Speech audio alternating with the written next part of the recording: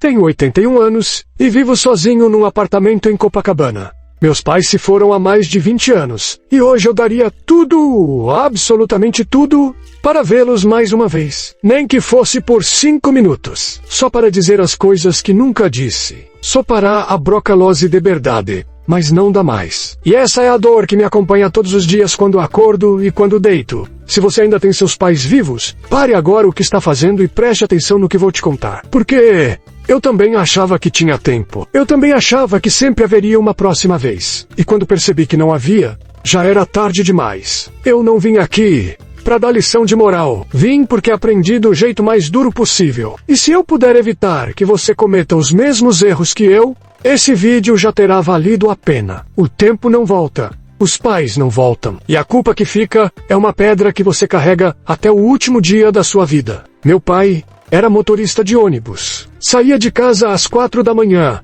e voltava às 7 da noite. Minha mãe lavava roupa para fora, passava, cozinhava, limpava. A gente morava num subúrbio do Rio, numa casa simples de 3 cômodos. Não tínhamos luxo, mas nunca faltou arroz com feijão na mesa. Meu pai dizia que não queria que eu fosse motorista. Queria que eu estudasse e que eu tivesse uma vida melhor. Minha mãe economizava cada centavo para comprar meus cadernos, meus lápis. E eu estudei, passei no vestibular, fiz direito, me formei. Arrumei emprego num escritório no centro. E foi aí que começou o começo do meu erro, o começo da minha perda. Porque quanto mais eu crescia na carreira, quanto mais eu ganhava, mais eu me afastava deles. Não fisicamente, eu ainda morava perto. Mas mentalmente e emocionalmente, eu já estava longe. Eu comecei a olhar para a casa simples deles e senti vergonha. Comecei a olhar para o modo de falar do meu pai, para as roupas velhas da minha mãe e sentir que eles não combinavam mais com quem eu estava me tornando. Eu parei de visitar Los toda semana. Passei a ir de 15 em 15 dias. Depois, uma vez por mês, sempre com pressa, sempre olhando o relógio, sempre inventando desculpas. Reunião importante. Processo urgente, cliente esperando. Sempre tinha algo mais importante do que sentar na mesa da cozinha e tomar um café com eles. Minha mãe fazia bolo de fubá, aquele bolo simples que ela sempre fez, com a mesma receita de sempre, e ela guardava um pedaço para mim. Toda vez que eu chegava, ela dizia: "Deixei um pedaço do seu bolo preferido." E eu comia correndo, sem nem sentir o gosto, sem perceber o amor que tinha naquele bolo, sem perceber que ela acordava cedo só para fazer aquilo para mim. Meu pai tentava conversar comigo sobre o meu trabalho. Ele não entendia nada de advocacia, mas perguntava, queria saber, queria participar da minha vida. E eu respondia com monossílabos: "Tá tudo bem, pai. Tá correndo, pai." Como se ele fosse um estranho chato fazendo perguntas inconvenientes. Teve uma vez que eles me convidaram para almoçar num domingo. Era aniversário de casamento deles. 45 anos juntos. Minha mãe tinha feito feijoada, aquela feijoada completa que ela só fazia em ocasiões especiais. Meu pai tinha comprado uma cerveja gelada. Eles estavam esperando e eu liguei na última hora, dizendo que não podia ir. Tinha um torneio de tênis marcado com o pessoal do clube. Tênis, num dia que eles estavam comemorando 45 anos de casamento. Eu ouvi a voz da minha mãe do outro lado da linha. Ela disse: "Tudo bem, filho, a gente entende, mas hoje eu sei que não estava tudo bem. Hoje eu sei que ela chorou. Hoje eu sei que meu pai ficou sentado na sala, olhando para a feijoada pronta, e não conseguiu comer direito porque o filho que ele criou, que ele sustentou, que ele acordou às 4 da manhã todo santo dia para dar um futuro melhor, não teve nem a decência de passar um domingo com eles. E sabe o que é pior? Eu nem lembro quem ganhou aquele torneio de tênis. Não lembro com quem eu joguei. Não lembro nada. Mas lembro perfeitamente da voz da minha mãe dizendo: "Tudo bem, filho." Essa voz me persegue há 20 anos. Os anos foram passando. Eu me casei, tive filhos, comprei um apartamento melhor, troquei de carro, entrei num escritório maior. Fiz sócio, minha vida estava subindo, mas a relação com meus pais estava despencando, e eu nem percebia. Ou pior, eu percebia e fingia que não. Eles ligavam, eu atendia com pressa. "Oi, mãe, tô numa reunião, te ligo depois." E nunca ligava. Eles convidavam para visitar. "Essa semana não dá, pai. Estou cheio de coisas." E era verdade. Eu estava cheio de coisas. Cheio de compromissos vazios. Cheio de jantares sem importância. Cheio de finais de semana no clube, na praia, no sítio de amigos. Cheio de tudo, menos do que realmente importava. Teve um dia que minha mãe passou mal. Não era nada grave. mas ela ficou internada 2 dias fazendo exames. Meu pai me ligou. Eu estava numa viagem de trabalho em São Paulo. Eu disse: pai, não consigo voltar agora, mas qualquer coisa grave você me avisa que eu arrumo um jeito. Qualquer coisa grave, como se a mãe da gente precisasse estar morrendo pra gente largar tudo e ir. Meu pai não reclamou. Ele disse: tá bom, filho, a mãe vai ficar bem. E ela ficou, dessa vez. Mas eu não fui, não visitei. Só liguei no dia seguinte pra saber se estava tudo certo. 2 minutos de ligação e pronto. Consciência tranquila. Afinal, eu tinha ligado, não tinha? Você que está me ouvindo agora, e ainda tem seus pais, me responde uma coisa. Quando foi a última vez que você passou um dia inteiro com eles? Um dia inteiro de verdade, sem celular, sem olhar as horas, sem pressa, só você e eles, conversando, rindo, lembrando histórias antigas, criando memórias novas, porque eu não fiz isso, e hoje não tenho como fazer mais. Meu pai começou a esquecer as coisas. No começo, eram coisas pequenas. Esquecia onde colocou a chave. Esquecia compromissos. A gente achou que era só velhice. Mas foi piorando. Um dia ele me ligou 3 vezes seguidas, fazendo a mesma pergunta. Eu fiquei irritado. Pai, eu já respondi isso.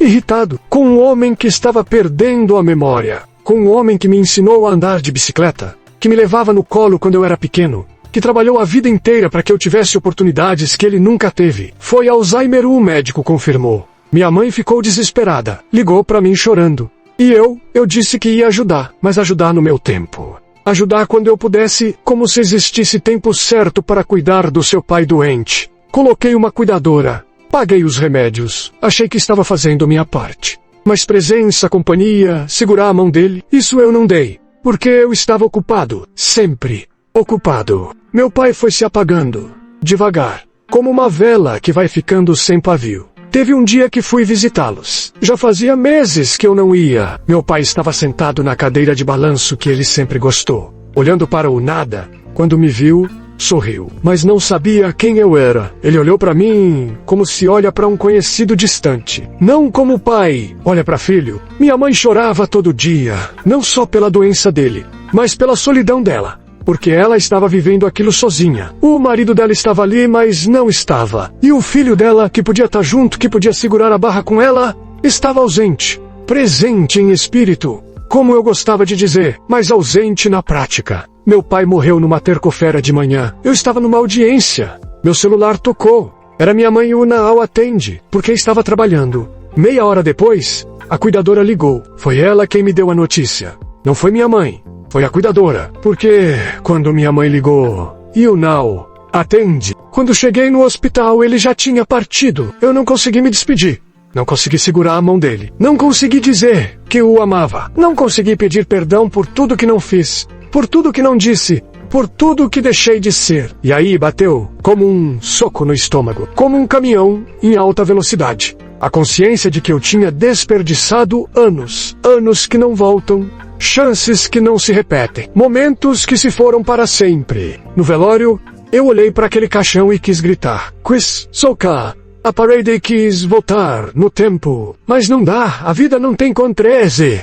Não tem como desfazer. O que passou, passou. E o que você não viveu, não viverá. Minha mãe nunca mais foi a mesma. Ela envelheceu 10 anos em 2 meses. A solidão dela era tão visível que dava para tocar. E eu prometi que ia mudar. Prometi que ia visitá-la mais. Que ia cuidar dela. Que ia compensar tudo que não fiz pelo meu pai. Mas sabe o que aconteceu? Eu melhorei por um tempo. Ia vê-la toda semana. Ligava todo dia. Mas aos poucos, devagar. A rotina foi me engolindo de novo. Os compromissos foram voltando. As desculpas foram ressurgindo. E eu fui espaçando as visitas. De novo. Até que chegou a vez dela. 5 anos depois do meu pai. Um derrame. Rápido, sem aviso. Eu estava numa viagem a negócios em Brasília quando aconteceu. Dessa vez eu larguei tudo e voltei correndo.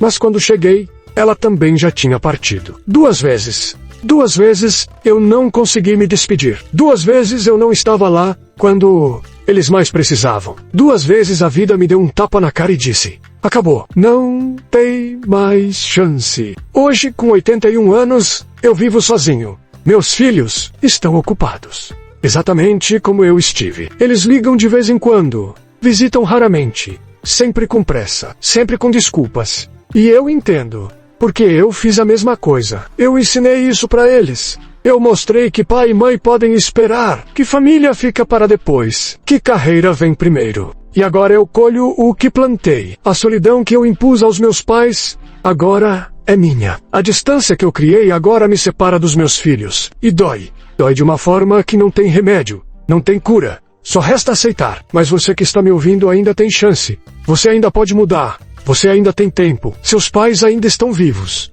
Ainda dá para ligar. Ainda dá para visitar. Ainda dá para abraçar. Ainda dá para dizer eu te amo. Ainda dá para fazer diferente. Porque não existe reunião mais importante que seus pais. Não existe cliente mais valioso. Não existe compromisso mais urgente. Quando seus pais se forem, nenhuma dessas coisas vai importar. Você não vai se lembrar daquela reunião de terça-feira, não vai se lembrar daquele projeto que você priorizou, mas vai se lembrar de cada chance perdida, de cada ligação que não atendeu, de cada visita que não fez. E não venha com desculpa de que eles entendem. Claro que eles entendem. Pais sempre entendem. Mas entender não significa que não dói. Não significa que eles não sentem falta. Não significa que eles não gostariam de ter você por perto. Seu pai pode não dizer, mas ele quer te ver. Sua mãe pode não cobrar, mas ela sente sua falta. Eles não vão forçar nada porque te amam demais para isso. Porque não querem ser um peso na sua vida. Mas isso não significa que a ausência não machuca. Eu aprendi tarde demais que não existe amanhã garantido. Que depois eu vou.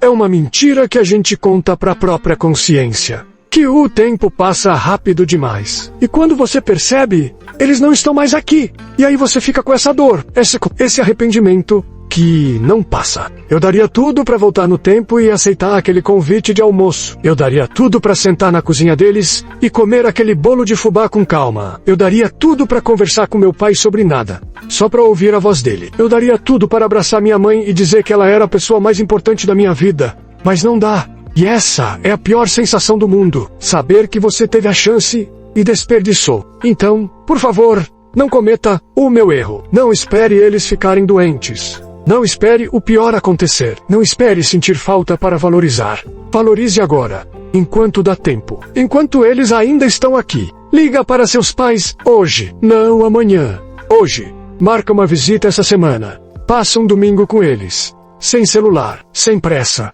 Só você e eles. Conversa. Pergunta sobre a vida deles. Sobre as histórias antigas. Sobre como eles se conheceram, sobre os sonhos que eles tinham, sobre as dificuldades que enfrentaram para te criar. Abraça eles, de verdade, daquele abraço apertado, daquele abraço que diz sem palavras o quanto você é grato, o quanto você os ama, o quanto eles são importantes. Porque um dia, eles não vão estar mais aqui. E aí não vai adiantar arrependimento, não vai adiantar querer voltar no tempo, não vai adiantar chorar. Só vai restar a dor de saber que você teve todas as chances do mundo e deixou passar. E eu vive isso. Eu carrego isso. E não quero que você carregue também. Se esse vídeo te tocou, se te fez refletir, deixa um comentário me contando qual é a primeira coisa que você vai fazer diferente a partir de hoje. Vai ligar, vai visitar, vai abraçar? Conta pra mim.